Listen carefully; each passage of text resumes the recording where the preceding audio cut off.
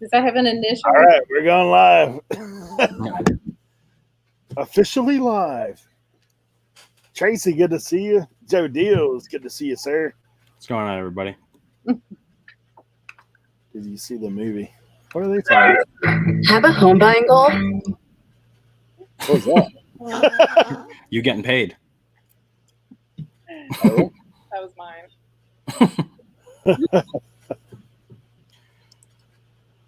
Okay. Do you got that figured out? Yes, I do now. Thank you. Oh, good. No back feed, right? We're good. All right. Sounds Cool. Cool. I'm sure there'll be some people popping in here very shortly. Put it on the list to see. I guess they're talking about some other movie. I was trying to figure out what movie they were talking about. Hey, Tracy. Trying to make sure my stuff's muted and not going on the banana stuff. Sounds good. Here we go. Yeah, we were doing the quick setup myself today. I've been going nonstop, man. I had to run to FedEx this afternoon, which is a good little hump for me. I actually saw the FedEx driver with the ground truck driving, and so I was like, I'm going to follow that dude and see where he's pulling in at. Chasing down. Oh, Kong versus Godzilla. My wife is a huge Kong and Godzilla fan. Like Godzilla especially. She even watches the old school movies all the time. Old school Godzilla. Oh yeah, I was like, how can you like? I said this. I mean, movie making quality back then definitely was not. It's pretty nuts. It's pretty nuts. Yeah. But, yeah, she now like she still has like I bought her that whole box set of the Godzilla series from back in the day. So Oh yeah. She's been hitting me up on that. Wanting to see it. Blackberry Thistle, good to see you. That's when they kind of use the little rubber monsters. Oh yeah, yeah. So like the little models, yeah. If you look, you'll see strings and stuff where they're moving them across. Very high quality. Yeah. Oh yeah. So if you guys have not yet, I am sorry. I am trying to put Danielle's channel link up on the chat like I always do. So I know Eric put that in the description below as well. I know Tracy was super excited to have you on tonight. And yeah, she's like, I don't know if you were up like 2 a.m. listening to her and Tommy, you know. I wasn't up at 2. I happen to be. And yeah, they were really excited to see you come on. So, and as are we. So, yeah. So, I mean, Eric was telling me a little bit about you and saying you've been reselling forever. Yeah, part-time reseller, 16 years. So, and with my husband. And yeah, just on the side. Well, what kind of moved you guys to do that? I'm sorry. How'd you guys get started? Like, what made you guys? Well, it's funny. Our eBay account is as old, or actually as I don't want to say that right. I don't know. But we got married in 2004. We started our eBay account in 2004. Mm-hmm. We've been married as long as we've had our eBay account. Nice. But we were single and kind of looking for a little hobby, and it kind of fell in our laps. And we bought some lunch boxes, I think, like old metal lunch boxes once at a yard sale or flea market, and flipped those for like 10 times what we paid for it, and we were kind of hooked after that. So nice. Yeah, we love it now. It's kind of like in our DNA. It's kind of like an addiction that wound itself into our DNA. So do you guys go sourcing together? Oh yeah. Yeah. And we've got 2 sons, 13 and 15. They go with us. Oh, that's awesome. Do they resell too, or are they just like our kid little sisters? They like shop for themselves, you know? Oh no, they buy to resell. They resell on our account. Hey, that's great. Yeah. Nice. Hey, good to see a few people popping in the chat. Harry, good to see you, right? And this is my friend Wally that I've known for a good while, who started following the channel. Good to see you, Wally. And I seen Kat pop in, so good to see all you guys. I was thinking when you said we started reselling the year we got married, so how many wedding gifts ended up on eBay? There's a lot of family watching. So you plead the fifth on that one?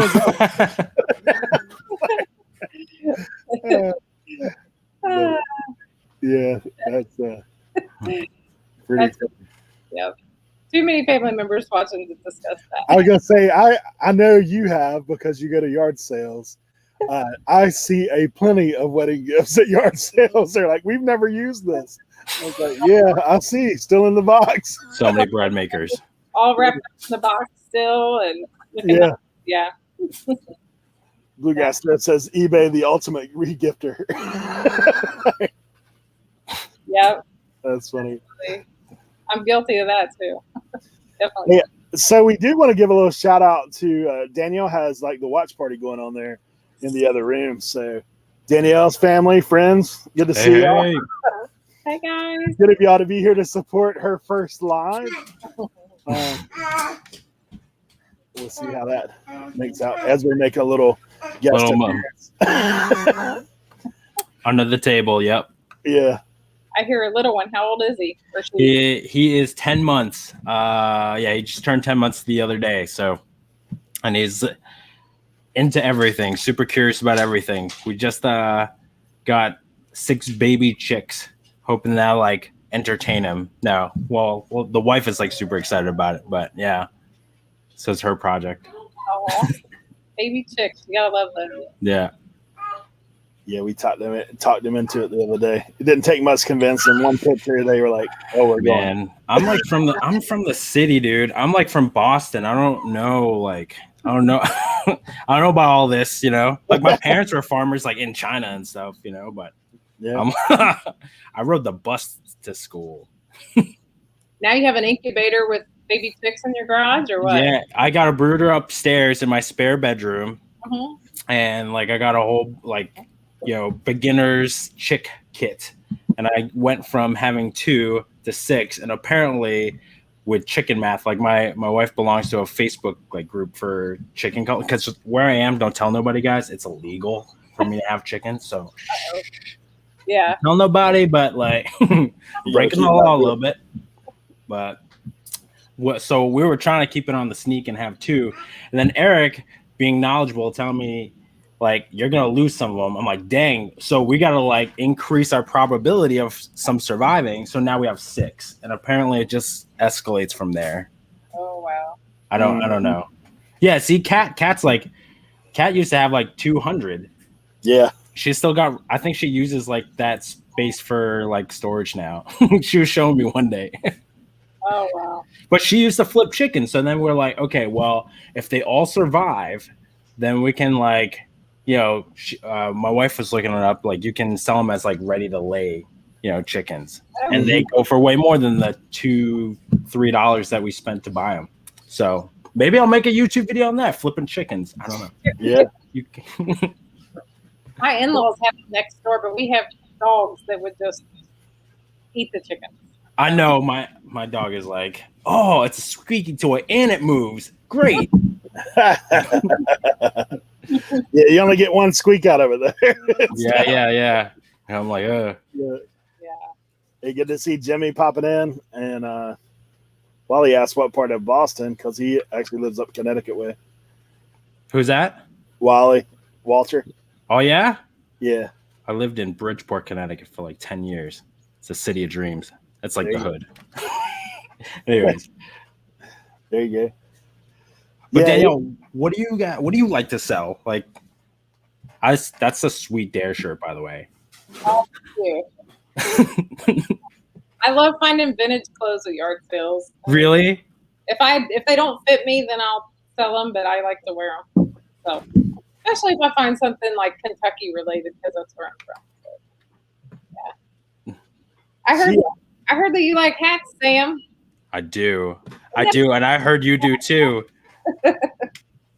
I've been like, It's been my mission to like find a barn with like a secret cache of like hats. They don't like, they're dusty and they don't know what they got, you know. So far, striking out. That kind of happened to us at a yard sale once, but they were in a barrel. They were, and half of them were good and half of them were bad. But you know, as far as like not being desirable. Yeah. Do you ever have to like do a little like rehab? Oh yeah. Yeah. I was telling Eric yesterday that I said one of the best hats I ever found. The lady at the yard sale was getting ready to throw it away because the inside was deteriorating, and I'm like, no. I like the patch. I'll cut the patch off. You know, I didn't cut the patch off, but yeah. She's probably like, really? Okay. Put it away. That's what I said. You know. Danielle has a question. Tracy has a question for you. What's the one thing that you have sold that you wanted to keep?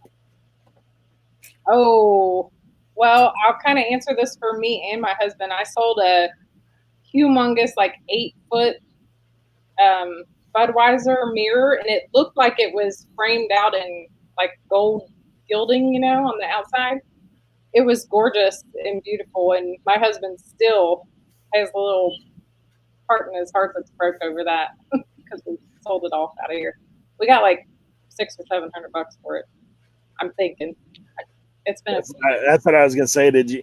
So do you do like when I do this? I always tell people I don't collect anything, but the thing I do if I find something that I like, I tend to price it higher. Like that's what we do. Yeah. Yeah. So it's like at least if it sells, I can be like, oh yeah, it's sold for something I can let it go for. Our house has revolving decor. Let's just say that. There you go. Yep. No, Tracy, I recently made a video in our basement bathroom. We have a lot of beer Breweriana from Cincinnati that we'll never ever part with, and I kind of do a little show and tell in our basement there with the things that we want to keep. So there you go. Check it out, girl. There you go. I know, like the other day when we were talking about the hat thing, you know, obviously you've sold some pretty valuable hats. Like you're telling me about it the other day. Yeah. But I know Cernock and like the guys that we hang with, Tim and those guys, they're super into hats. Me and Sam both like hats. Like we're kind of into that by almost accident, but we kind of got there. For me, I got there by way of Cernock. And the first video I've watched of his, and then when I talked to you the other day, you're like, "Yeah, I've probably got like a lot of hats and sold 3 for big money." What were those like? What did the biggest one go for? The best one go for? $285. Yeah, That's pretty good. And I sold 3 of them that were identical, and then I think, and it was kind of like we had a conversation the other day. The first one I sold for like $270. The next one I sold for like $280, and then I bumped it up to $285 on the third one. So yeah, they just kind of kept increasing in the price. Yeah. And what were they? Those were the tags, so they were great hats. New a tag like Caterpillar? Is that the one you're saying? New tag Caterpillar made by Louisville company. Yeah. I probably could have priced them higher and held out, you know, but you kind of get excited about that stuff, you know, or at least I do. You know, yeah. So what were you all in on those things? I bought 40 hats for $40. There you go. And that was 3 of the hats. And I have a video where I talk about turning 3 hats into a couch because the total of that sale was like $800. Well, all 3 of them were $800.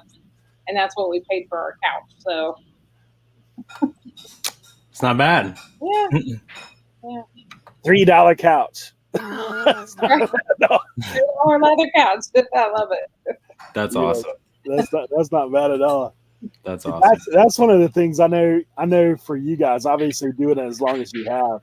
There's definitely those moments that kind of like, it's almost like you know, you don't really want to say a high, but it is a high. Like it's like, oh, I found this and it sold for that, and that's the thing that kind of puts energy in the tank to keep you.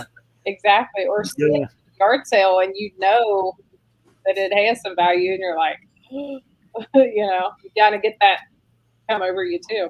You gotta but you gotta be cool about it, you know. Like I don't like it that much, but like inside you're like, yeah, I struck gold. Poker face. My face turns red when I get like excited. Oh really? So I'm going up to the checkout looking like a lobster, going, how much is this? I know you do the same thing like a lot of us. I know for me, like people, they'll quote a price to you, and like if it's super low, you're like it's almost like, are you serious? Like, dude, my brain's like, shut up. Like, don't be cool. Be cool. Yeah. Yeah. Definitely. Yes, I get like that. Well, can I ask you something though, Danielle? What did you do with all these old movies that you had like picked up? I still have them. Do you? I do. You want to buy them? No, but I was just curious. You know, I thought it was cool that you were like picked them up and just like you know what, peeping through them. I so dig like old photos. Yeah. That's kind of been with me since I was a little kid. I would go to my aunt's house, and you know, I have five or six aunts on one side and like 3 on the other side of my dad's family. But anytime I went to visit, that's what I wanted to do as a pastime. Like, can I look at your old photo album? You know, and it was just kind of a thing, even back when I was a kid. And now it's just like I love looking at things that were different in the pictures, things that were different back then and than they are now. And I just really enjoy looking at those things. And when I found those movies, I could not wait to see what was on them, you know. So it just so happened though that we had an 8mm from, you know, just buying and selling for so long. Yeah. Yeah, that's cool. Yeah. Good to see Victoria coming in the chat. CK3 or C3K, sorry. Good to see you as well. Thanks for coming by. Andrea Lambert says, Danielle, you are the bomb. And my best friend, she's down in Florida right now. They just got to Florida on vacation, and I said, "What are you guys doing?" She said, "Pulling into Florida." I'm like, oh, nice. Hey, Andrea. Hey, guys. Yeah, good to see Zombie Bargain Hunter in as well. He was my guest last week. Dropping that plus knowledge up in here. Zombie. Congrats on the contest, by the way. Holy smokes. Yeah. I'm sending you the dragon, Zombie. You're getting the zombie there. I mean, you're getting the dragon. The zombie dragon. That's what's coming your way. I accidentally called him Zarby on my video that I did. He's like, I like being a Zarby. Oh, that's funny. Yeah, we enjoyed having him on last week. I actually sorted through some old plush that I had, to which most of it he's like, man, that's kind of old stuff. Like the thrift store was closing. They had all these crazy plush in there, but we found one worth $85. So Cool. yeah, kind of cool. I really like that Rushton that he had up as one of his 10 items, that little Rushton bunny. Yeah. I've sold some Rushton Santas in the past, so that was really neat to see that he had a bunny like that. It's crazy. Yeah. So are you pretty open to anything, like to sell most anything? Are you like kind of niched down to certain things? No, I'm not really niched down to certain things. Now, I don't know a lot about like video games and things like that a lot of people do, but I, for some reason, gravitate more toward the vintage things and the older things, and especially if I can find any of that new old stock, most anything that you find new old stock in the package is gonna do okay, you know. Yeah, I heard underwear was your favorite. New old stock vintage underwear. Yes. When I picked those up, I was thinking somebody might pay me $30 for these things, and when I looked up the comps, I almost just passed out, you know. Yeah, but I think the first time I heard part-time pickers talk about it, I'm like, get out of here. Yeah. I don't know. You look it up. Oh, okay. I will tell you, like Danielle was ahead of her time with that because she was way ahead of that before. Yeah. Picker. I was like, man. Yeah. You guys, that thrift store I didn't have a prayer in that thrift store except for those underwear that I seen on the way out the door. Well, that's what Matt talks about. He's like, I remember him going in the thrift store. He's over there looking at diapers and stuff. And he's like, look, there's nobody else here like that's over here. Look at all these guys over here. And he's over there like picking up $100 packs of diapers. I was like, what's going on? Yeah. I was like, hey, Maggie, good to see you. Tommy, good to see you. It's great to have knowledge in a lot of different areas, in a lot of different niches. Yeah, I mean, and like you're saying, new old stock, you never know. Like you can scan it and it be something crazy, or it could just be average. Right. Or you might find it sold used and no new old stock there, which is even better. So, yeah, that's true. Yeah. Yeah, good to see these guys coming through. Thought there was somebody else. I guess I missed them. But yeah, so this officially is Danielle's first live. So we are so pleased to have her with us and talking about just her reselling journey. And if you guys do have questions for her, please put them in the chat. And capitals, if this is your first time here, we do appreciate you coming by. And I know that she appreciates the support. So we do thank you for coming and being a part of what we got going on here. And good to see Nikki T coming in the chat. SK2 coming in the chat. Gosh. That's some more family. There you go. Hey, there you go. Coming live from the living room next door. Oh, Wally said found Hot Wheels with plastic tracks. There you go. That's always good. So, what has been your favorite find along the way? Oh, I have a lot really over 16 years, but the boombox that I found a couple years ago, that stands out there for me. And I told Eric a couple of these things yesterday, but I found actually two AR speakers, which if you don't know what that is, it's acoustic research speakers from the 1950s. We sold them separately. They were two different models, but one of them sold for like $1,200, and then the other one did okay. It was like $500 or $600, but they both went to the West Coast, and I'm pretty sure they were going on to like Japan or something through like a third party. Dang. But yeah, my kids and my husband were there with me on a lot of those sourcing trips where we found just those really cool things that we're going to sell for a lot of money. So that was really fun to have them with me.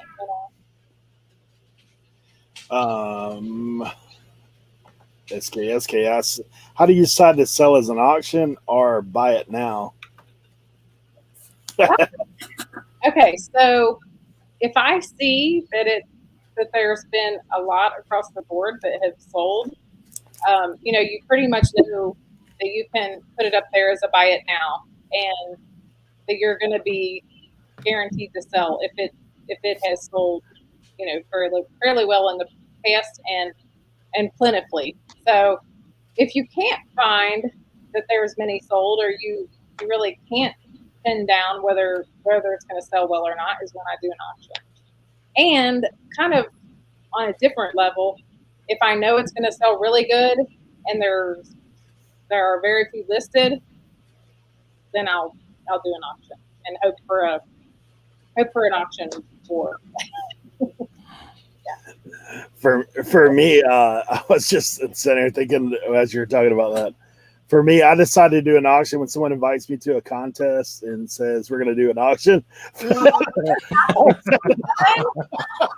Outside of that, I don't do a whole lot of auctions anymore. I did when I first started, but it's got to be super rare and super high sought after. Yeah. Otherwise, when we first started our eBay back before we started it months before we got married, but that's all you did back then was auctions, you know? And so you hope that I look back on that, and if something didn't sell over that 7-day run that we ran it for an auction, we literally was like, okay, let's put that to the Goodwill pile or, you know, to the yard sale pile or whatever. We probably got rid of a lot of great stuff over the years just with that mistake, you know? That's funny. Mistakes. Yeah, I know. Like, well, if you don't know, you don't know until you know, right? Like, it's one of those things. Yeah. And you figure it out there along the way. I was 24. I didn't know anything about reselling. There you go. So, Kevin, come in. Good to see you. Kevin, have you ever auctioned off live animals? Cats, maybe? Asking for Tracy. Hey, it's on that, Kevin, and I wouldn't tell it on YouTube if I did. Hey, I will tell you this. This is kind of crazy, but... Did somebody do that? No, me and Sam were talking about chickens. Go on eBay. They're for sale on eBay. Yeah. You can order hatchling eggs on eBay. Oh, my God. There are dudes on YouTube that I watch. They just get mystery eggs, and they hatch them, and you just see what comes out, and they... Yeah. Where's all this coming from, Tracy? You see what Tommy put? He said, Kevin, I'm sick of her using us to ask the weird questions. Oh, man. Poor Tracy. Yeah. Hey, good to see Cajun coming in, and Cameron, good to see you as well. Thank you guys for being here. I got to ask, did you guys see Harry's video today? I'm ready for a tea party. I'm ready for a tea party, Harry. Harry's having a tea party. What's in the tea, Harry? You guys it's pretty teacups that he picked up today. There, Joe Deals has you a new YouTube channel. I've been actually thinking about like what would I call a homestead? Homestead. I don't know homestead. That's what I'd call it. I don't know what I'm doing homestead. Rookie homestead. Yeah, if you came here for evergreen content, you are mistaken, sir. You are coming to see the blunders of a city boy trying to farm. Yeah. What happens if you get a couple mad turtles? What are you to do with those eggs? That's good. Yeah, it is pretty funny. What are you going to do when those chickens grow up, Sam? Well, we are going to. Well, they're laying chickens, so we're keeping them for eggs, and then, I think after like a year and a half, when they kind of like start to decrease, I'm gonna bring them over to my father-in-law's because he used to raise chickens, and he has no problem slaughtering chickens. So I'm gonna cop out and let him do it. I'll butcher it any day. I'm cool with that, but yeah, I don't know. I'm like, we're up there like thinking of names. I'm like, let's not name them. Let's not. I can't. We were talking about naming ours chicken nugget, chicken tender. Oh my goodness. So I was on the phone with Eric when I brought the chickens home, right? And my wife had laid them down the counter, and she was taking care of the baby. Oh my God. And I was bringing stuff in, and like I started eating a chicken nugget that was next to it, and not realizing the chicks were there. And I was like, oh my God, Eric, I'm eating chicken next to the chicken. This is messed up. And then he proceeds to tell me about, he's like, yeah, you should scramble some eggs up and feed it to them. I was like, all right. That's what I did. Like after a couple of days, I said, these guys are poor. Like they need a little extra protein. So. Oh my gosh. I didn't know that they fed chickens eggs. Well, yeah. I mean, like you think the chicken's in the egg, it's eating egg. It's protein. They need the protein, I guess. I don't know.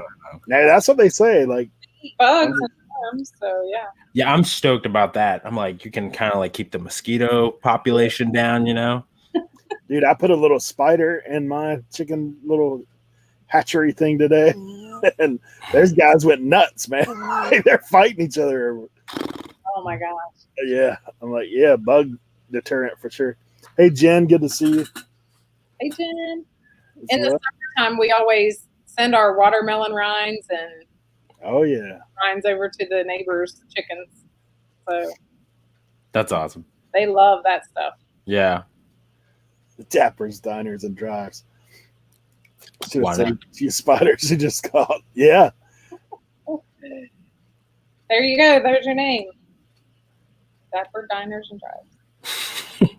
Christina's going to be looking for spiders around your house. She was like, we were trying to set up our brooder yesterday, and there was like a spider, and I'm like, so we like converted our dog crate into like the brooder, and I'm sitting inside the dog crate trying to line it with cardboard, and she's like outside trying to tie, and she's like miserable because there's a spider outside. She's like, no, I don't want to do it. I'm like, it's fine. It's gonna be fine. Where is it? Oh, That's funny. ew. Yeah, for those of you guys don't know that, Sam just is almost completed with the move to his new place. That's why he's coming to us live from the mushroom lamp desk. So he's I like to mushroom farm, so that's hence the mushroom. Yeah, that's my like 9 to 5. Oh, really? Yeah. So Cool. that's like what I resell. I resell like horse poop and like rye grains and stuff like that. And that what's great is that it's like I have 2 horse farms across the street from me. So I'm about to make friends with them next week and just be like, hey, what do you do when your horse is duty? I got you, buddy. Yeah. I'll come and shovel it. Yeah. Wow. One man's poop's another man's treasure. It's funny what people like will pay for. You know what I mean? Like, and just not like think twice about it. Did you know there is a big market for pallets? I tell you. Really? Yeah, like I don't know, like people pay good money for pallets. I've seen people sell moths on eBay. Moths? Moss. MOSS, moths. Like Spanish. Oh, moths, yeah. So yeah, Kat's done Kat that. used it. Mm-hmm. Yeah. And my wife sells like aquarium moss, so she was doing that for a while. Like, yeah, I don't. She was selling axolotls. We actually just sold like 20 or 13 axolotls. Babe, whatever the number is, put it in the chat. I forget. I had to ship it. Yeah. Chocolate covered horse apples as well. 19. Yeah. Talk about the free stuff. I mean, moss, that's free. If you have it. We live out in the country. I could go get moss and sell it on my eBay, but I don't. I'm afraid it'll probably die before it gets there. We were thinking about like every time we go to Six Flags. Well, when you could go to Six Flags, they had this particular tree that had some alder cones that would drop, and we'd be like the weirdos because she raised shrimp, and that's like gold, I guess, in the shrimp world. And so like you could just like go and pick it up and like sell that off like by the little baggies, and people buy them. It's nuts. Wow. So we're like filling up our backpacks with these cones before getting on a roller coaster. Like people like, are they okay? Like, Hey, Cajun wants to know what's your best round of disc golf ever. Oh my God. oh yeah, Whatever the most horrible number that you can think of with 18 holes, probably like times 10. Chris. that's probably better than me. It's crazy. No, my boys, we have a 18-hole course here at our house that they've built from the ground up like over the past year, and they'll get like +2, +3, +4 on the course, and I'm like +32. Can I get a handicap? I got you. Hey, Courtney, good to see you in the chat. Karen's at the beach. Good to see you as well. Thank you guys for coming by. Hey. Yeah. So have they set up the little stand out yet? Like doing admission? Like, Oh no. We hey, invite friends over though. I mean, I tell you, it's crazy, but okay, so where I live, there's these guys that have this bootleg course. There used to be a golf course there. It's right near the airport, so they can't develop it. But the golf course went under. Yeah. And so those guys do a little minimal upkeep with some weed eaters, and they have their own course set up out there. Well, They charge people. Like they put it on social media. Oh my God. Yeah. So they put it on social media because people do search for disc golf courses everywhere. So somebody breaks a leg and they're like, see you later, dude. You're on your own, pal. It's not our property. Sorry. That's what I would be afraid of, having strangers come Hey, down. good to see you, man. Yeah. Where are you at right now, Dante? He's I know he's traveling like the world with reselling. Good to see. I heard he was in Kentucky a few days ago, or Cincinnati, or somewhere. Like northern part of Kentucky. This must be some of your people here. Is this your boys here? Oh, Jace. Yeah. Yeah. He says 26 over par. Like that's so specific. He knows, or they know. Hey, Jackson and Cash. Dante's in Utah today. Hey, Dante. In Utah? Yeah. He's traveling all the way to California. He was in Kentucky like 2 days ago. Yeah. He's traveling from east to west, like headed over. So yeah. Speaking of disc golf, there you go. Brought the present. Hey guys, you got to charge admission, man. Under the table, cash money. That's funny. She's gonna be going out and lecturing these guys after the thing. Do not do that. They already know they're not allowed to charge admission. Hey, you just charge disc rental. Yeah. Now, if they want to give Mom some vintage stuff, maybe we'll talk about it. You could do the thing like the paintball courses used to do. You can't use your own equipment here. You have to use ours. Yeah. Boy, that was something that kind of died, didn't it? Paintball. Yeah. You never hear about that anymore. Yeah, kids got softer. You mean think about it. We started out with BB guns. Like we were shooting BB guns at each other. Then they were man, paintball guns hurt. Yeah. Then they went to paint. Then they went to paintball. Now they're down to airsoft. You can't even feel that thing. Sam, I was going to ask you. You said you do mushroom farming. Yep. You ever see that episode of Dirty Jobs where they went to a mushroom farm? I have not. No, that was pretty cool. It was apparently really stinky. By the way, Mike was reacting. It's like it can get pretty intense, like earthy and stuff like that. So I have a lot of like air purifiers. The air is always like moving and circulating. You should wear a mask because like the spores are all over the place. So like you can get spore lung and stuff like that. So, it can get a little funky. I mean, your things are decomposing, but it's not like when it's like contaminated though, that's when it starts to get funky and things like that, especially like when you're dealing with like poop. So we have to, everything that I'm dealing with, you have to like sterilize, like make sure it's super, super clean. Especially if I'm shipping out to customers. Yeah. Yeah. Hey, John, thanks for coming by. What the hell? It's Jeremy George. Good to see you guys. Hey. Yeah. I need to watch that episode now. Put it on the queue. I'm like that too. If somebody tells me, I'm like, oh, I need to put that in my thing. Yeah. Figure it out. Yeah. I was telling Emily in one of her lives that Mike Rowe used to be on PC years and years ago. Oh, really? So I messaged her on Instagram. I sent her the link to it. He was very funny. Like 3:00 in the morning, he was selling stuff on there. The funniest one I ever seen was like he was selling. This is like 1993 or something. He was selling like a cat toy, but it was a paper. It was almost looked like a paper bag with rattly stuff in the inside. So it was literally like, buy this bag so your cat can get in it and make noise. That's funny. That's funny. So watching him try to find the words to sell that was awesome. I'm sure you had to get real creative. Yeah. It's pretty funny. C3K asks, have you ever sold or bought a caboose stove? I'm sure there's a private joke about that going down. That's my husband. That's that's another thing that he wishes we would have never let go of. This thing was a huge cast iron stove out of a train caboose. And yeah, much like the Budweiser mirror, he still hurts for that. Well, yeah, I got tag on to Google. What is caboose? You ain't the only one, man. I mean, caboose means different things to me. So, all right, continue. That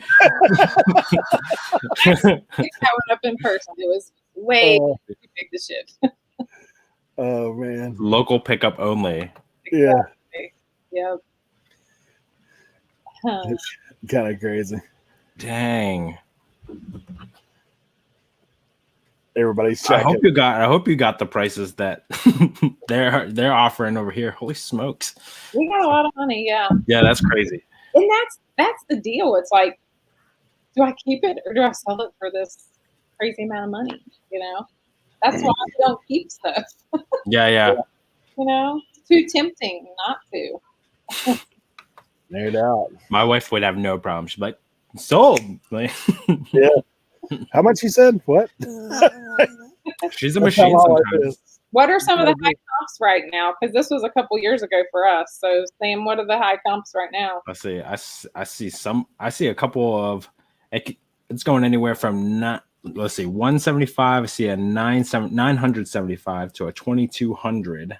Yeah. Just depends on how old we're going here, it looks like. And then the body style. Yeah. And also the BTUs, but man, that's like even at like 500. Oh yeah, or just like a pot belly style. Yeah. Yep. I mean, I see a mini pot belly here, just like for $200-$300. Yeah. Bonkers. Yeah. Hey That's Justin, awesome. good to see you. How heavy is this? How heavy would you say it was? Was it like you said cast iron? Oh, it's cast iron. Yeah. Holy smokes! Yeah. I'd try to ship it. It probably took 2 or 3 guys to pick it up. Really? Ours sold for Challenge accepted. Yeah. My husband's letting me know how much it sold for in the chat there. Oh wow. High five, C3K and Danielle. Holy smokes! Yeah. See why we didn't keep it, Corey? Remember? No doubt. Like, yeah, you gone. Yes. Hey, so SKSK, what's your favorite spot to find the deals? If that's disclosable information, like Yard sales, definitely. And I love country yard sales, like where things they've been sitting there for 20, 30 years, you know? And they just don't know, or they're just tired of it. Yeah. Estate sales, you know, you kind of go into estate sales and those companies will jack that stuff up. But yard sales, for somebody who's been hanging on to this stuff for a long time, you can really get some bottom dollar prices. Yeah. So Yard Sales and Dreams, man. It's in the name. So what's your strategy with yard sale? Like, are you one of those that listen and see somebody else making a deal and try to wait and like study your person selling? Do you do any of that stuff? No, I try to get there as early as I can. It's funny. I don't want to get up any other time early in the morning, except for Saturday mornings. Right. Up really, really early, and sometimes I just take off by myself if nobody wants to go. So I'll just take off and go. But more room for stuff. I just try to get in there and get what I can early. Are you the make a pile? You know, not really. Just because I'm kind of an anxious person and I don't want anybody to get in my pile. So I kind of pay for stuff as I go along, just because I have seen that happen where, you know, somebody will buy something while you're over here looking and they're gone with it, you know? Yeah. I'm not afraid to stiff arm somebody. Like that's. I mean, I've had it happen. You know, someone trying to snatch stuff out of my cart at a thrift store. So, but then I don't know. I'm like, hey. Man. Usually what I do is make a pile by the person's feet whose yard sale it is. Oh, yeah. I have done that before. If I know that somebody's actually sitting there and not going to go somewhere, diligently like looking at my stuff, I'll do it then. But yeah, otherwise, because it's kind of crazy. I've ran yard sales before, and your head is like, you know, everywhere. Mm-hmm. And to try to keep track of somebody's stuff sometimes is impossible. Yeah. So at what point do you say, like, you know what, this is going to the yard sale? Like, what's your criteria for like things they gotta go? We shouldn't have picked this up, or I've held on to it long enough. Well, okay, so funny you asked that, because we set up on the world's longest yard sale every August, Mm-hmm.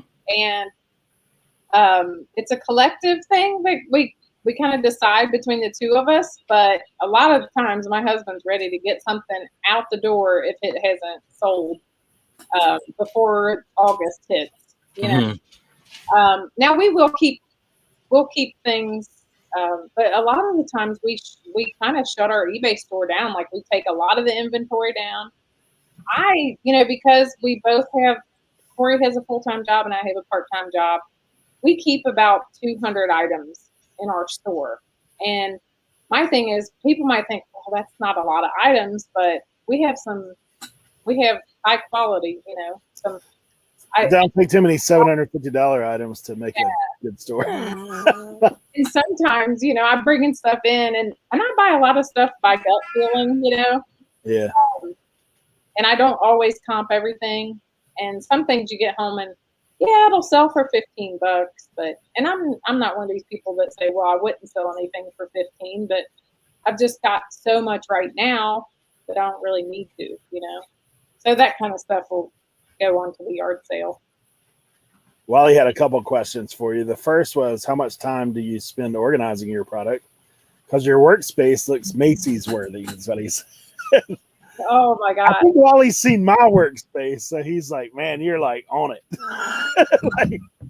This has just been revamped over the past, this is probably like 2 months progress of organizing, all with the thanks of the help of my husband and kids too. So I don't do it by myself, but when I go at something, I go at it till it's done. So we probably have like 2 or 3 days of 6 hours of work, Yeah. The second question he had is, do you ask relatives to go through their junk products to add to your inventory? No, not really. Just because I don't need, well, I mean, people will give us stuff occasionally, but we've got so much inventory usually year round that I don't need. Yeah. And yard selling is really like, I cannot not go. You know what I mean? There's something inside me that just says, get out there and go. So usually something I can't stop. You're probably like most of us. Like, if you don't go, you feel like you're missing something. Exactly. Like, that's how I am. Like, man, what if the day that I decide not to go, there's like something crazy there that I could have got for nothing? Exactly. Like, I always think about that. But yeah. Elizabeth Smith, good to have you. But she also asked a question: how do you do on the world's largest yard sale? Oh, we're there for 3 days. We're there Thursday, Friday, and Saturday. We set up at a church booth, or like the outside of the church has vendor spots, and we rent one of those spots for 3 days. And they graciously have like a wonderful air conditioning restroom, and they have like a snack and food area that you can buy things out of. But bonus, we take our camper over and we stay there for Thursday, Friday, Saturday, or at least, like, my husband is usually the one that stays with the stuff, and I usually come back home so I can get a shower. But because we are only like 20, 25 minutes away from where we set up. So we're lucky in that way because it runs through Burlington, Kentucky.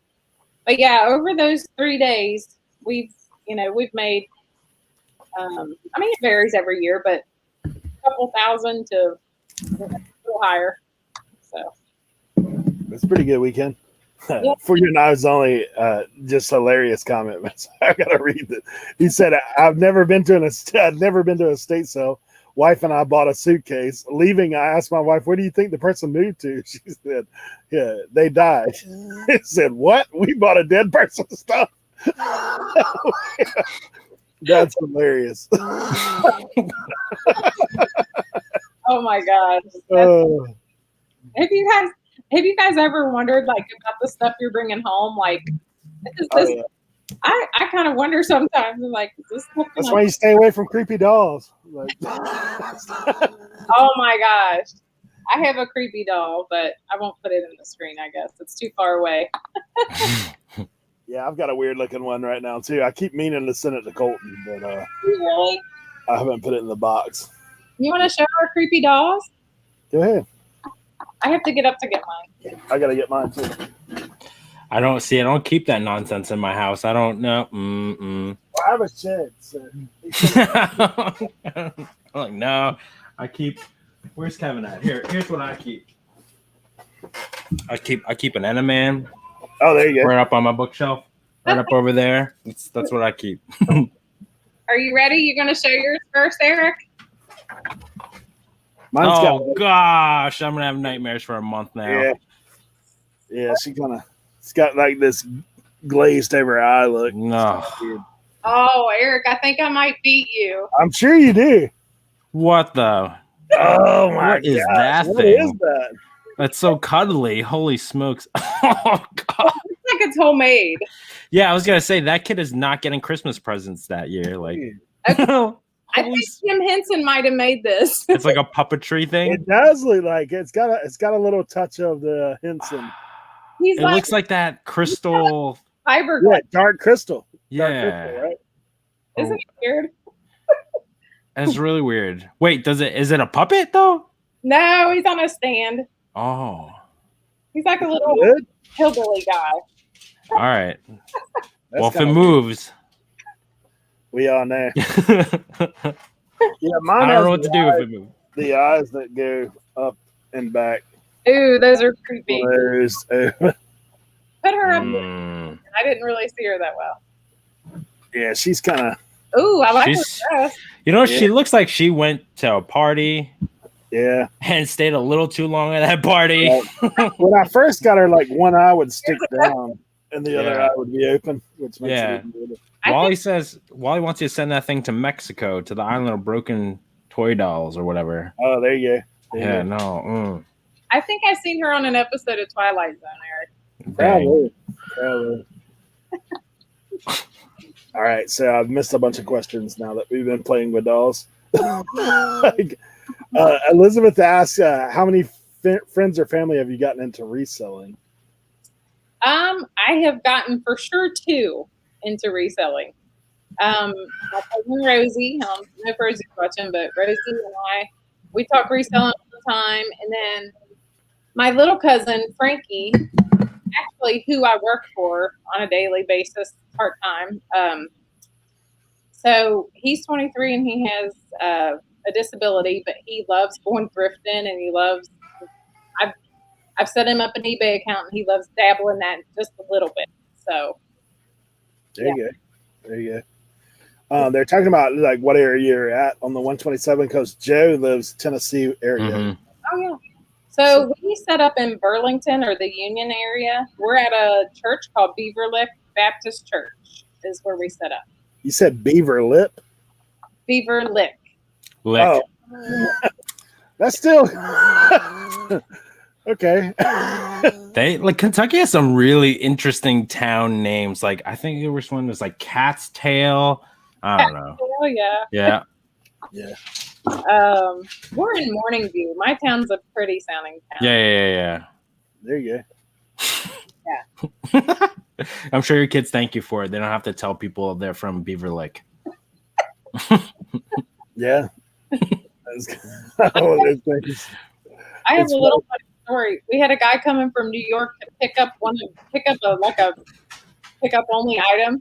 And he came from New York, and we had to tell him where to come. And he came to that church there in Beaver Lake, Kentucky. But it was funny because he got there at dusk. It was right getting ready to get dark, and it was just really weird. He got the lamp.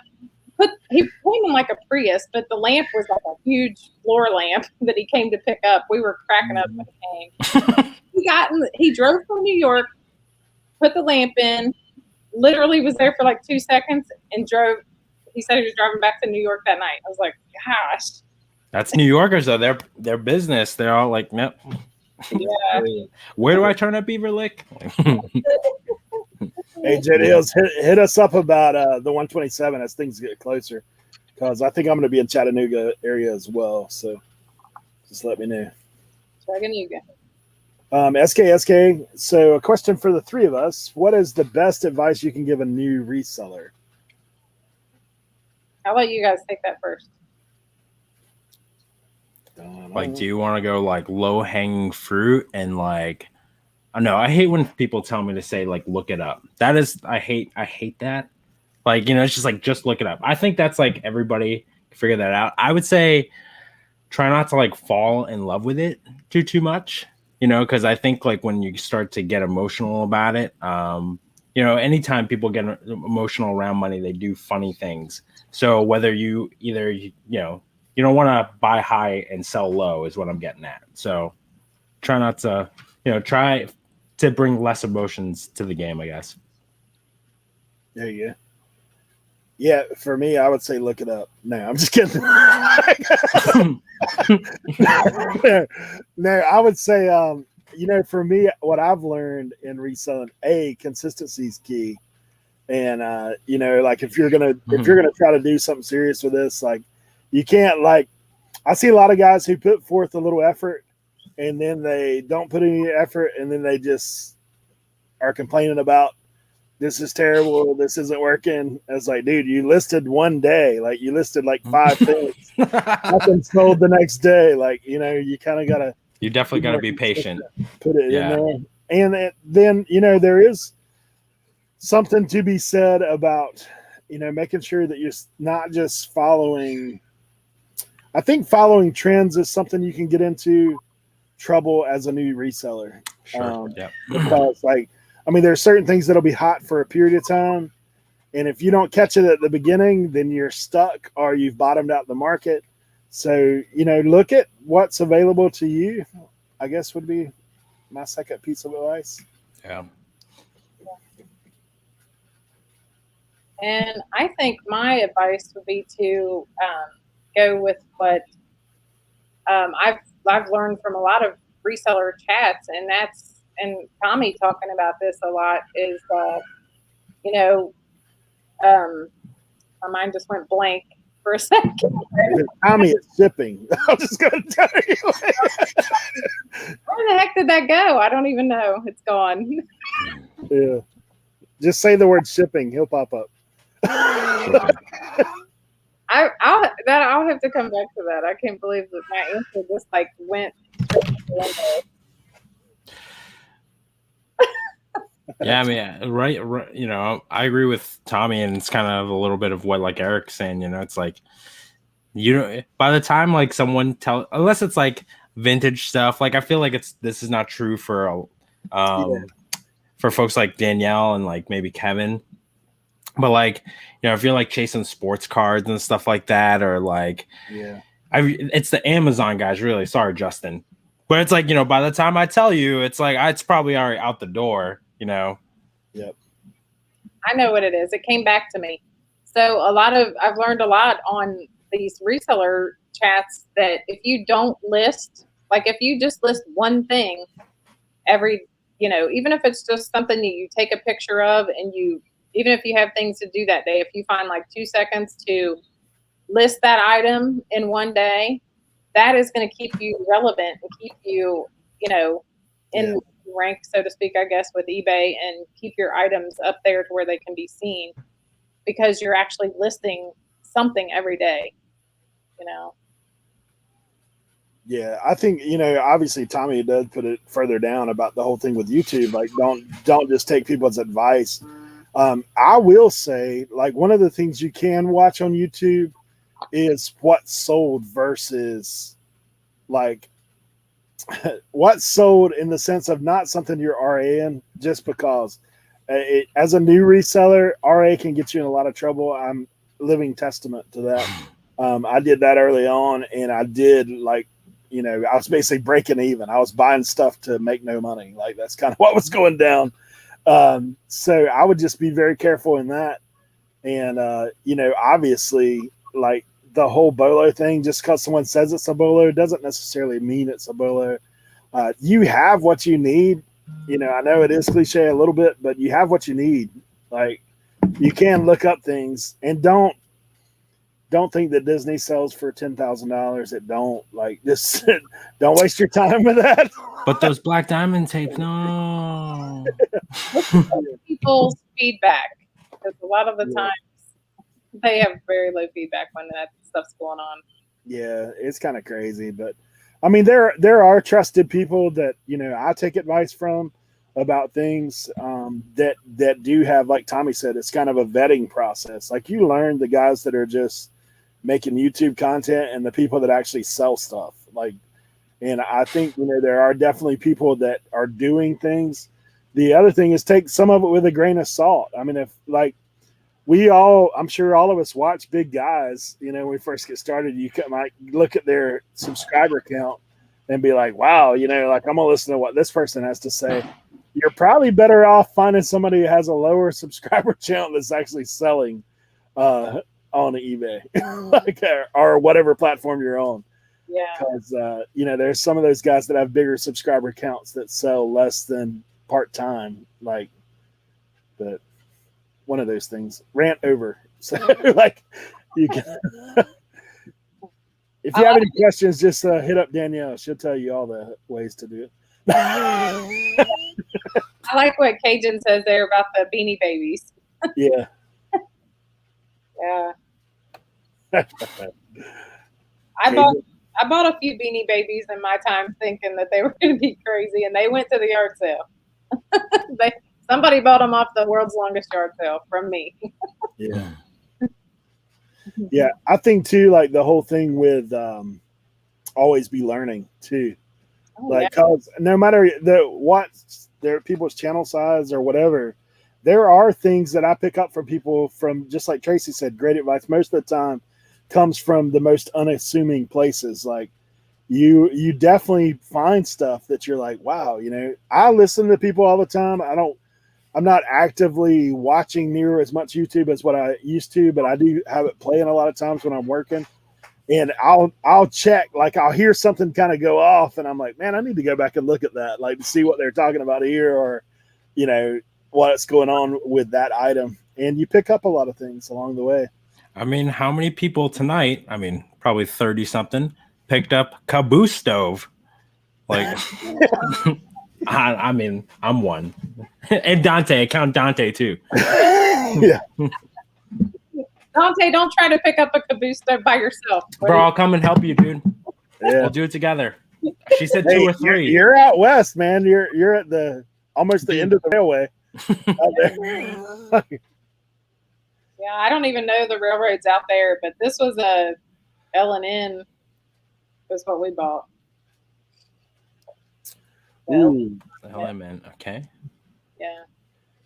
Tracy, I had a paintball gun taken down because it didn't have orange tip. That's just me, but I don't know.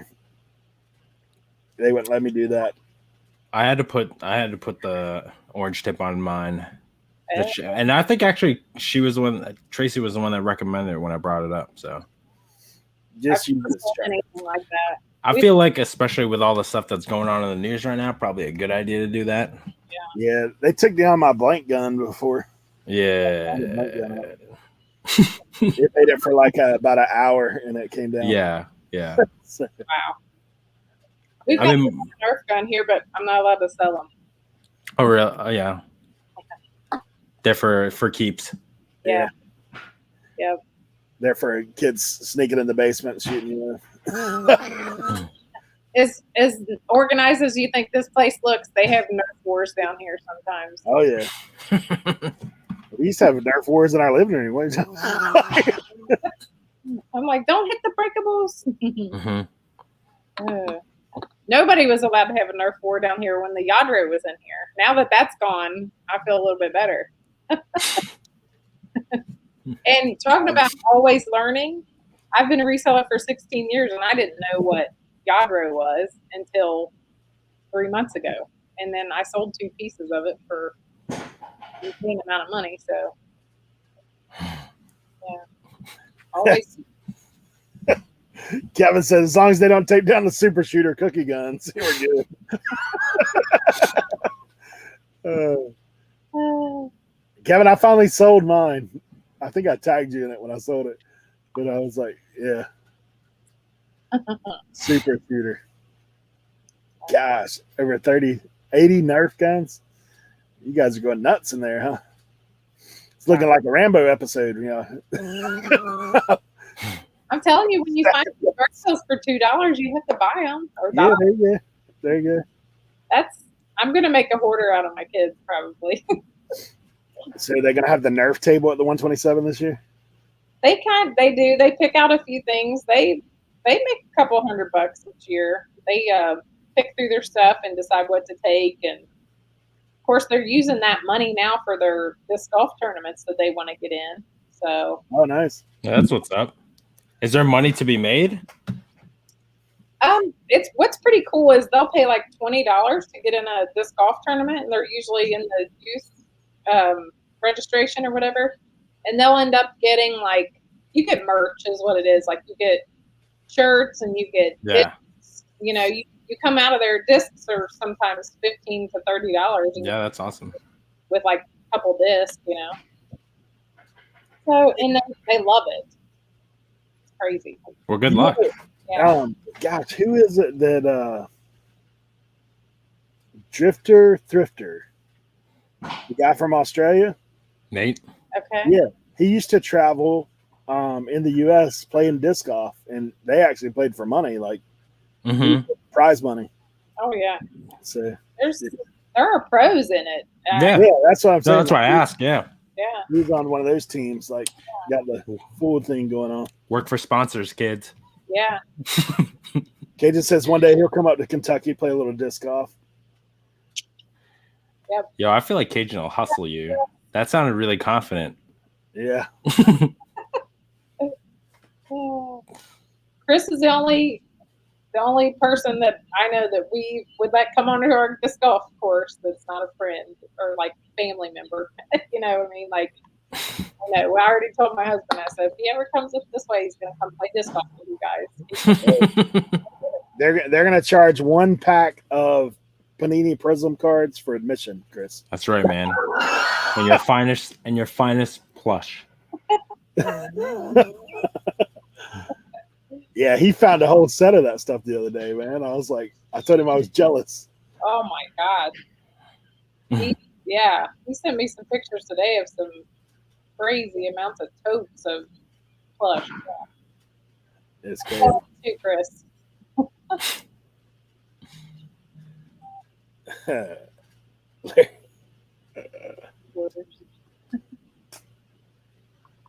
Sorry, it's hard to read the chat. I know. Very good. Sometimes it moves like people will type all at one time. Yeah. Gosh. Yeah, Larry says, my kids are hoarders. So was my mom and her dad. I'm not a hoarder because I see over 200 items a month. Yeah. Yeah, I think reselling kind of like, it makes you not want to be a hoarder about stuff. You're like, let's move it out. Let's move it out. Mm-hmm. Keep it moving. I hear some challenge words there, Chris, on the chat. I know, right? Get it on video, buddy. Yeah. There you go. Take you on. They'll be placing side bets after a while. Dude, JNC was talking so much smack, Chris. They said that your disc throwing is subpar. Like, I was like, oh! Oh. Anfisa, good to see you. What's up, Anfisa? From I got some chickens. I don't know why I needed to tell Anfisa that, because I think she was like talking about chickens and ducks the other night on Tommy's and Tracy's chat. She keeps hers stored in ice blocks till the summer. Oh, that's smart. Thaws them back out in the summertime.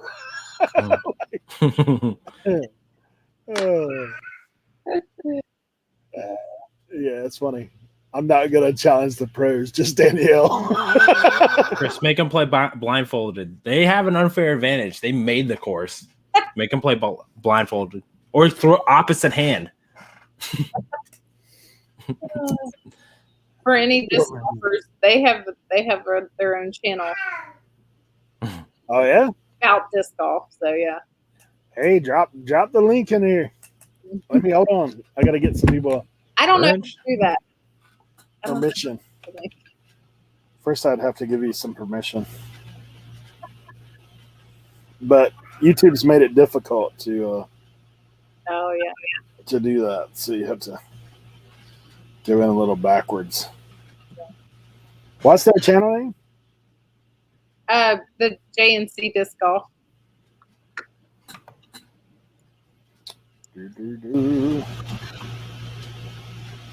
Somebody got like 100,000 subs, where it's just like being blessed by a big channel. Oh, Chris got it. Yeah. Chris, thanks for dropping the link, buddy. Guys, check out some disc golf. J&C. All right.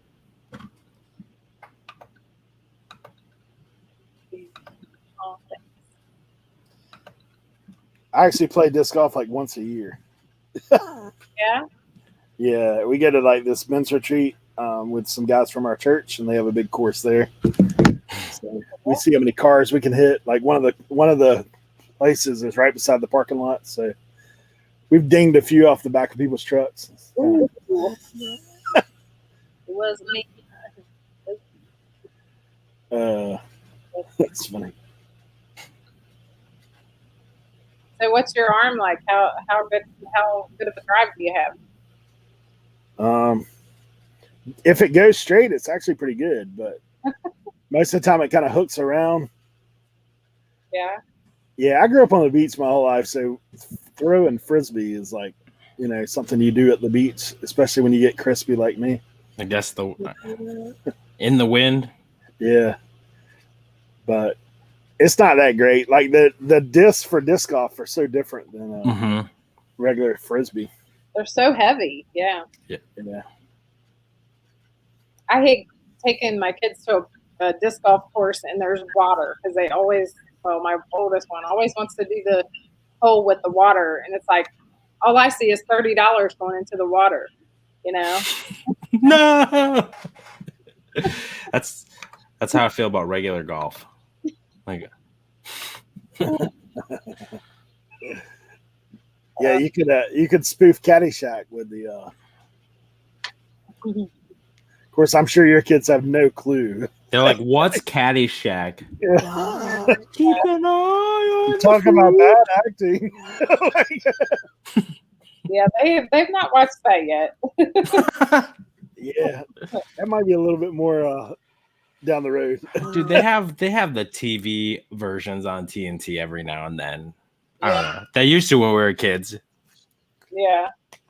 Yeah, we've talked about that before. Like one of the weird things is my kids are 23 and 25, but when they were growing up, I remember things that I watched on TV. I was like, "Oh, this is a good movie," and then I put it on. I'm like, yeah, we got to turn that off."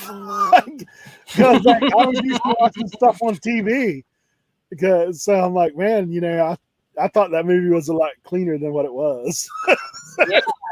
I'm like, hold on. Yeah. We went to watch Harley Davidson and the Marlboro Man one day, and I was like, 2 seconds in, I was like, nope, I didn't know that part was in there. Oh yeah, yeah, it's kind of crazy. Dan the Answer Man said, "Does someone say golf?" Yes. They're talking disc golf, Dan. Dan's an avid golfer himself. Somebody said the best thing is driving the cart. I think so. Off-road golf karting is the best. Oh, it's funny.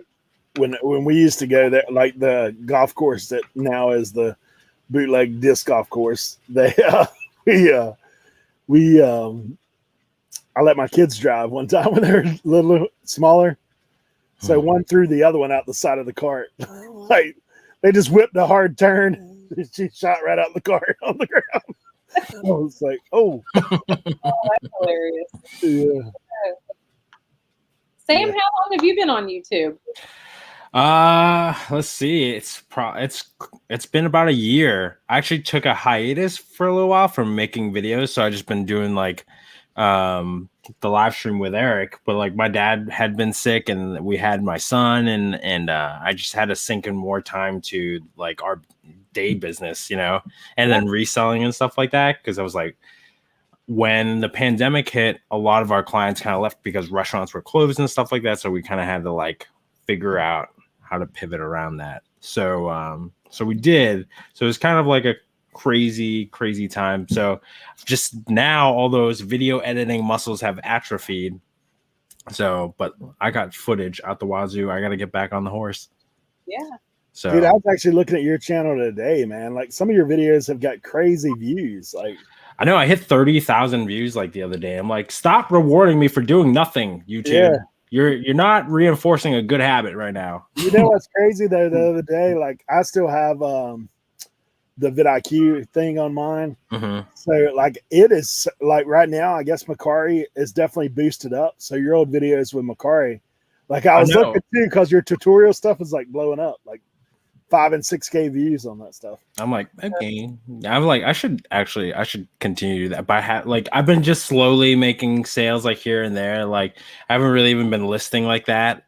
I'm kind of afraid to list too, because like my inventory is like, I don't know, 40 minutes down the road, and I still gotta like get it here. So, and then you know we're trying to like purge a few things too. We got so much stuff just from people giving us stuff from like for the baby, you know. So we've been selling baby stuff, getting rid of that kind of stuff, and then just my wife's been busy trying to purge, just moving. So we've just been flipping it as we go.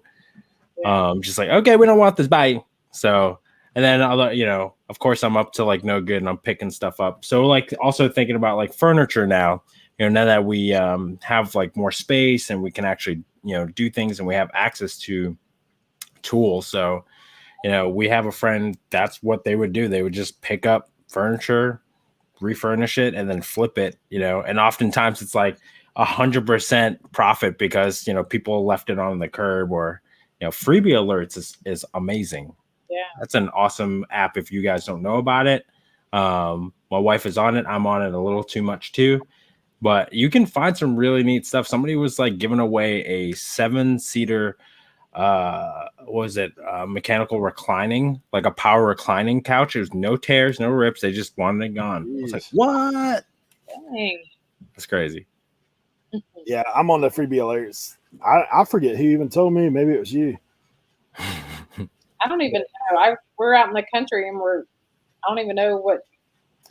The cool thing with freebie alerts is you can change your location. Yeah. So like if you're in town, you just hit it and you can look and see. Or like when you're traveling, Danielle, you can like, I think it's a good way. I was going to ask you actually how you hunt down your yard sales. Like, did you rely on yard sale treasure map and stuff like that? Well, it was funny. I only learned about yard sale treasure map probably like a year ago, but before that, I would go to Craigslist and actually like I would go to Craigslist and search our area for garage sales, and then like CincinnatiInquirer.com. Mm-hmm. I would go there and do the yard sale section. People still pay like $30 or $40 to run a yard sale ad anymore. I can't believe they do, but they do. Yeah. So that's the two primary places that I use. Well, now yard sale treasure map is but apparently that's going to be like, I've heard that people could put in their, they can advertise their own. You can add your own, but they're not pulling from Craigslist anymore. You can use the Craigslist app and then change it to map. If you punch in yard sales, like you can change it to map and it'll map it out. That was the nice thing about the treasure map. They did that. Yeah. So like if you download Craigslist app, you can still do the same thing essentially, but you just gotta hunt for it a little bit more. I mean, we have in this town, Joe Deals actually told me about it because he lived here. Like the town will tell you because you gotta pay and like to put on your own yard sale. But what's nice is it puts you on a registry where they'll tell you where all the yard sales are. So folks will come to you and where the other ones are. Bummer thing is you only can put on 4 a year. So if that's your deal, you're like resale rabbit and you just like to open your doors a couple times a year. You gotta like make sure it's worth your while. So yeah. Yeah, see, he's town registers them all. But I would say, Facebook, man, like before I would just go to Facebook and just, there are local garage sale like pages. People will either, I thought that was a great place to source. A lot of people will tell you, like, I'm looking for video games, I'm looking for vintage clothing, what, yada, yada, yada. And you can post stuff for sale. We've gotten rid of a few things like through those groups. And then come yard sale season, like over here, it's, we have such a short season being up in Illinois, like, everybody's just flooding those groups. I hit a lot of yard sales too. Just like if you drive 15 minutes west or east of me, there's like two pretty decent little sized towns, and they'll have just pop up yard sales all the time. So if you're just going to go up, it's only wasting 15 minutes of your time if you didn't find anything. Well, I'm sure like after 16 years of reselling, you're just like, you're standing out. Yeah. Certain neighborhoods now that you're like, hey, this is you kind of want to. Yeah, we know they happen annually, and well, even just like there's you kind of gotten to the point where like that catalog in your mind is like so full. Like there's probably very few items Danielle has like pick up her phone and it's like, what's this? I don't know. Yeah, it's funny. Sometimes there's been a few items like that I won't know, and that I'll either have my gut, because a lot of times where I'm at, you don't have cell phone service, so you trust your gut, and you don't leave it behind for a couple bucks because you couldn't comp it out, You need a internet goat like Chris, old school picker. What's he have? Nah, we joke about the goat stuff. Oh. They didn't have any internet out there, and they did a live stream, and we said that the goat was providing the internet service. Hook up an attendant to the goat. Yeah, we were doing off my phone signal, which was even crazy. Like last year, the 127. So like a big group of us went there, and it was. That's the underwater live stream. Like all of us look like we're bubbling. Sam was holding it down. Same with the 411. We got our camera somehow or another got focused on Abe Lincoln on the wall behind us, and so the rest of us look like we're in the fuzz. They were like trying to leave the Matrix or something. I don't. Yeah, it's kind of crazy. Which direction did you guys go? We went up like Crossville, like Tennessee area, down to Georgia. Like for me, like Tennessee's pretty much just straight shot for me across. Because to drive across our state, like it took me 10 hours to get there. So, wow. Yeah, it's a little hump. And then, then we drove down and went to into the edge of Georgia, and then we ran back. So we left like Wednesday night, got home like Sunday night. So we were there for a few days. But yeah, it's fun. We enjoyed it. We had some. There's some questions in the chat about what got you started reselling. How long have you been interested in yard sales? Like pretty much 16 years, really. I mean, growing up, like we always went to yard sales, but we were going to those things to like keep the stuff, Right. But like I said, I was 24, and me and my husband, we had, either went to a flea market or yard sale. I can't remember exactly where we found the couple lunch boxes. They were like Dukes of Hazzard lunch box or something like that. And really, it just, I was able to be a stay-at-home mom for 10 years, just kind of doing this on the side with side money, and my husband was working his full-time job. So, yeah, been at it for 16 years. And that's really like when my yard selling and the reselling kind of went hand in hand together, like my interest in yard sales, because I knew I could sell the stuff. So what was it that made you figure out, like, hey, I can resell this? Like, was there a thing that hey, I saw an ad about eBay, or like just I don't know.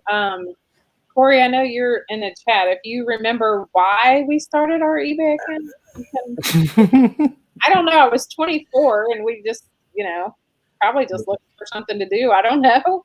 I mean, back then it was, this was 2004. Like eBay was like really cool and popular, like in 98, 99. It was like on the scene and people were selling potato chips that looked like stuff, and it just seemed like the land of opportunity.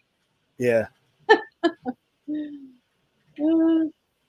So Glock comes in with the question of, what do you hate to sell in spite of the money to be made? Is there anything you dislike listing or messing with?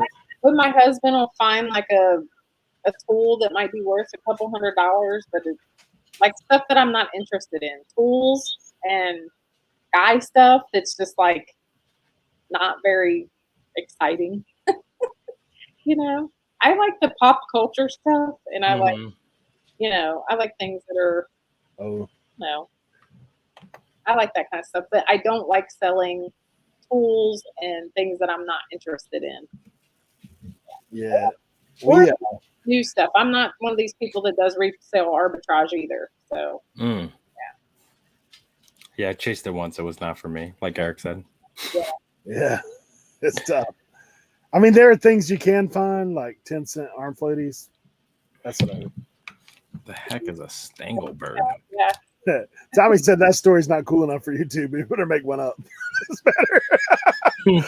10 years old, lunch money into candy, that kind of stuff like everybody else has. That's funny. Sorry, Tommy. Yeah, it is kind of wild to see that. Your kids asked you about the coolest thing you've ever saw at a yard sale. Last year at the 127 sale, we had this vendor next to us that had a life-size, I guess she was aluminum, but it was a mermaid. And he said that he was not going to sell unless he got $1,000. And I think somebody paid him like $998 just so that they can say they got a deal from him. But he ended up selling this thing for, almost what he wanted. And that was pretty cool. Wow. That's awesome. Yeah. Last year with us at the 127, somebody had a stuffed monkey, like taxidermied monkey, like full size, big guy. I was like, what? Wow. Yeah. Colton and Chris got their pictures with it. But the guy was asking like $750. But what's the worst bad beat you've taken or bad buy?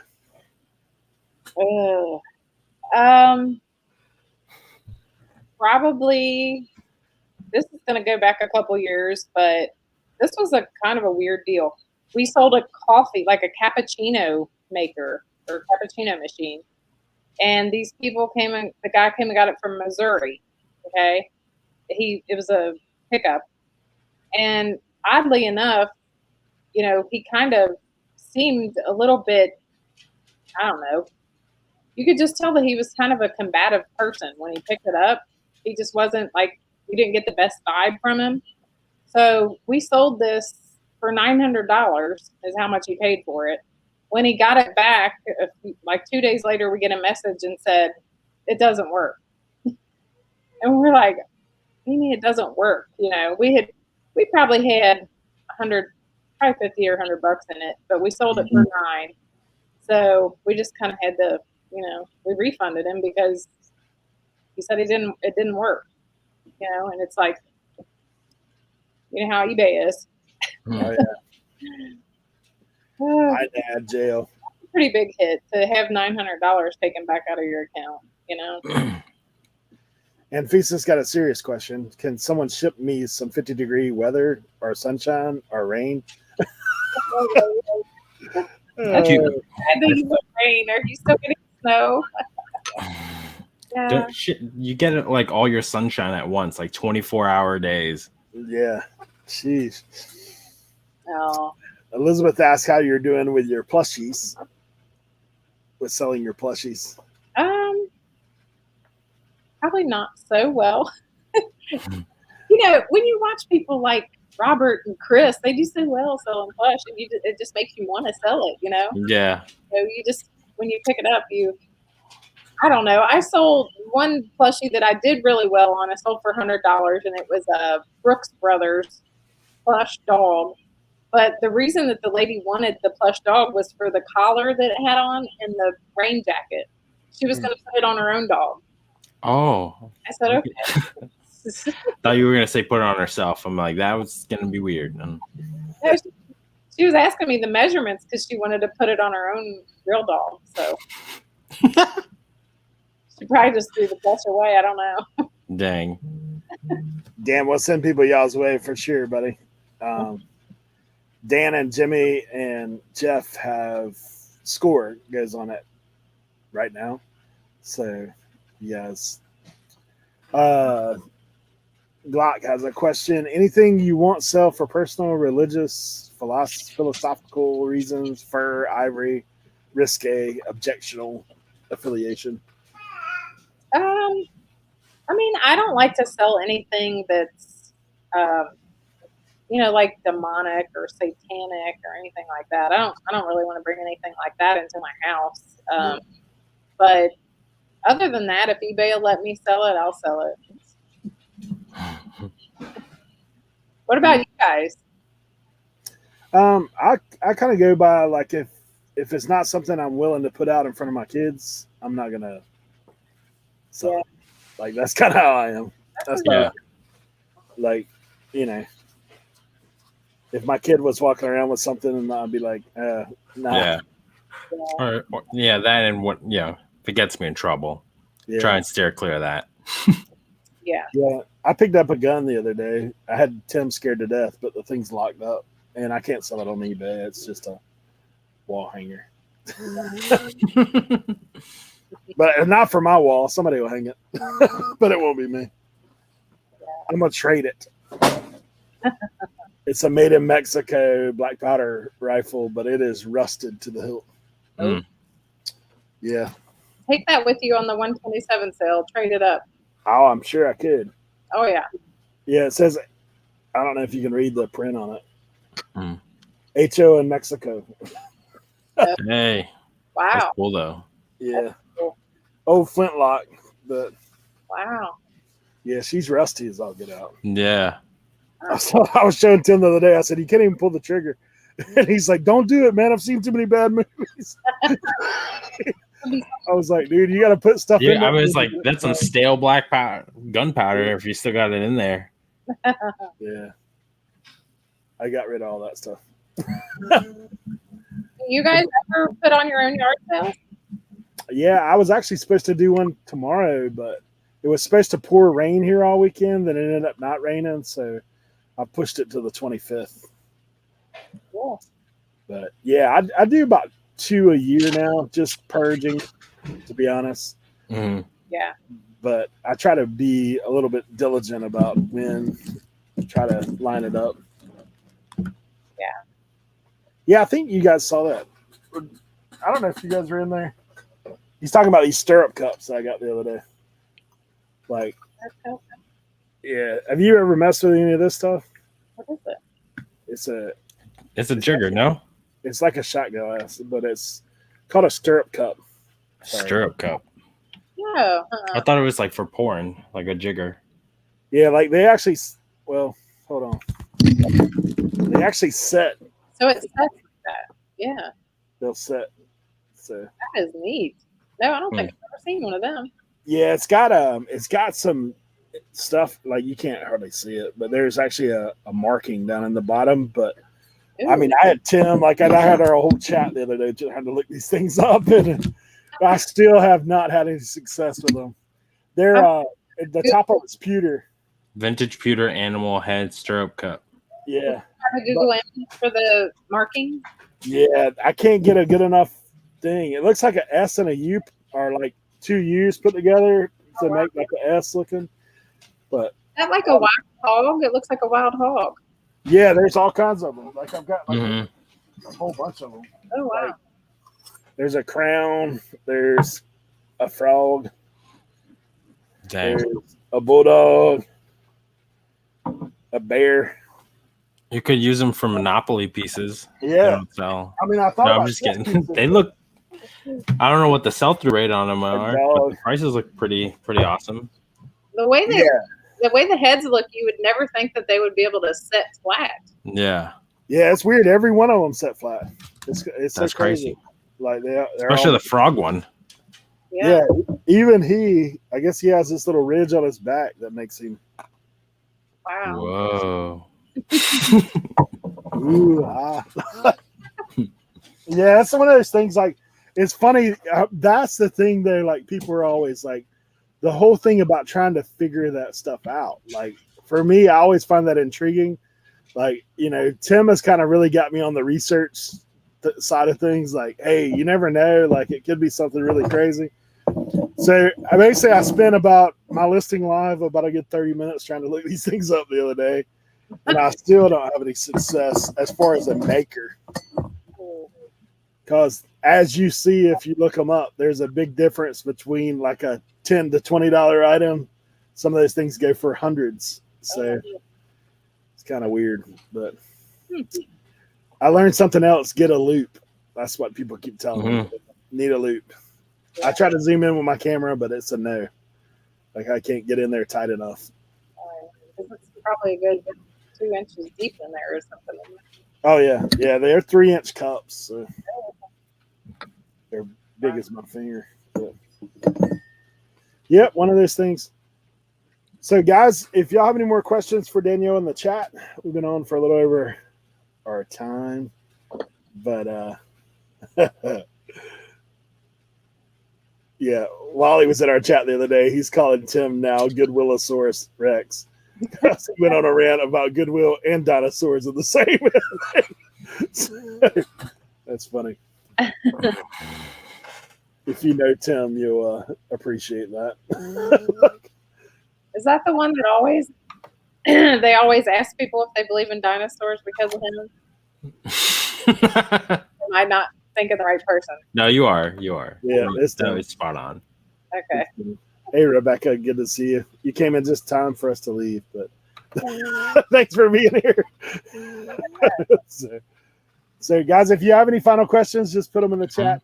We do appreciate, Danielle, for you taking time and being here. And it weren't as scary as you thought it'd be, right? No, it was actually comfortable once it started. Yeah. So thank you guys so much for inviting me. And of course. Yeah, I was telling the guys the other day, one of the cool things that's come out of us participating in that contest is you get to know other people. So we had chatted a little bit during the contest and the other chat. So it's good to hang out with you and meet you via the internet. Right. And your family and all. So appreciate you for being here. And as always, appreciate all you guys in the chat. Like, thank you all for being here. I do want to give a little shout out to Danica. Thanks for filling in the past couple weeks for Sam. Sam is back. Thank you, Danica. On the job. Next time you fill in, you got to replicate the mushroom light now. So I'm just saying. Hey, I don't know.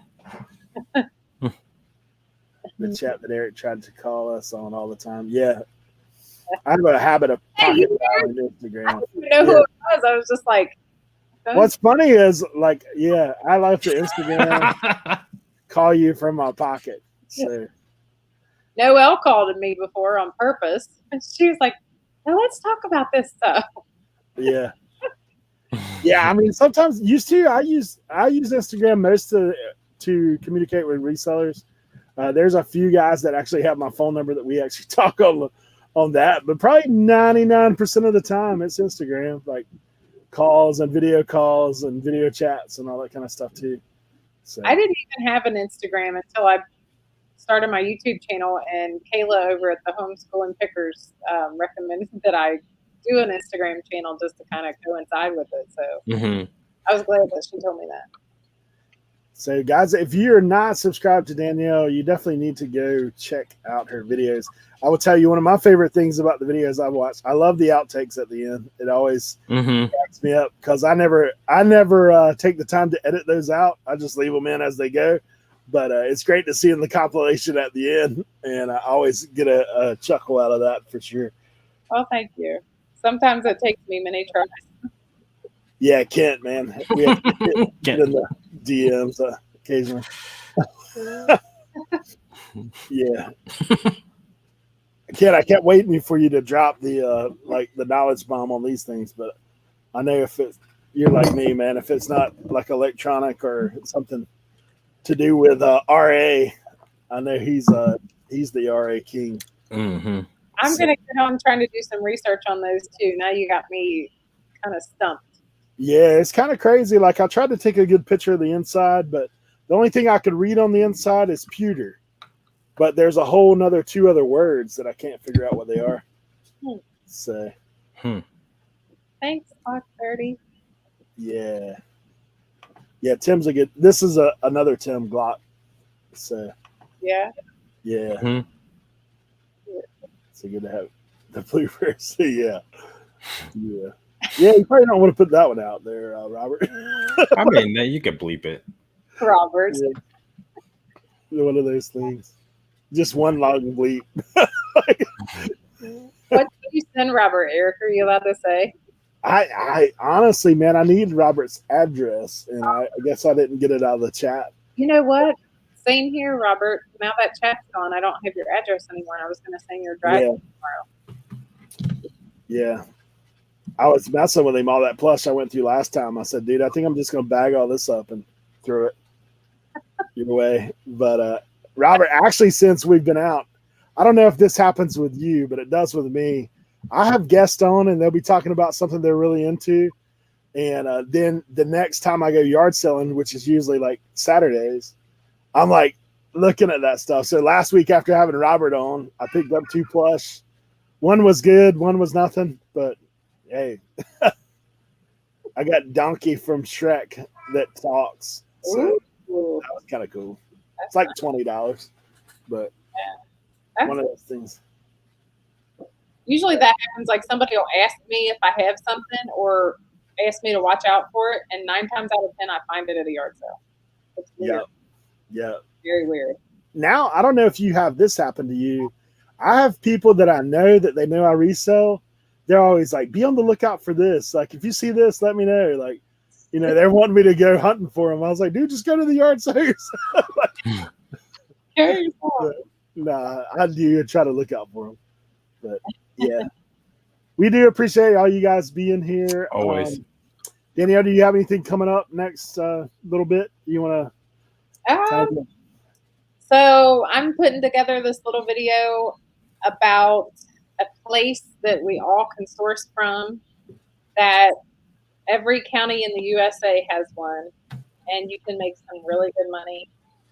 And so I'm just leaving it at that. It's a mystery, secret. Setting the hook. The hook. Come on in. That's my next video. I like it. So, guys, if you're not subscribed, I mean, you're gonna miss out. Like, right. Feel free to get on that. Sam, I know what your future holds. Chicken life. I've been there. I'm working on it myself. I'm gonna go look at them after we're done here. You need to get the chicken live stream going, dude. I'm like, what if I just like leave it the whole night, just see what happens? I filmed mine for 6 hours when I first got them. I haven't done anything with the video, but I have 6 hours of chicken footage from one day. Yeah. And then I put the camera down inside the thing, so I don't know what that footage looks like. That was like 4 hours of that. So, I mean, for them while they're eating. Yeah. The scrambled eggs. I want to see that. Carnivores eating scrambled eggs. Yeah, you gotta do this weird chickens. thing when you. I mean, I like enjoy the dip in the chickens in the. You gotta like wet their beaks when you first get them. It's weird. Yeah, you like dunk their face in water. They're trying to turn their neck. You're like, no, get in there. Yeah. So, Kent, Tracy's gonna think I'm trying to like start a cooking channel with that name, Chicken and Shrooms. yeah. Boy, are you in for a surprise? One of those things. No, we do appreciate it, man. Sam, as always, thank you for being here. Of course. And guys, as far as me, my next thing, I was supposed to release a video on my 5 items that I sold, but honestly, I've not had the time the past few days. So it is coming, I promise, now that our group has disappeared on IG, but look for it probably Monday-ish. Monday, some week. No, I'll definitely have it out Sunday or Monday for sure. And then Tuesday we'll be listing live. So if you want to come and be a part of that, some of you guys that talked about like advice for beginner resellers, great place to come and get some advice from a pretty broad perspective of resellers. So, and all the guys in the chat as well usually have something to contribute. So thank you guys for being here. Danielle, once again, thank you for being here. And we will catch y'all next time. Thanks, guys.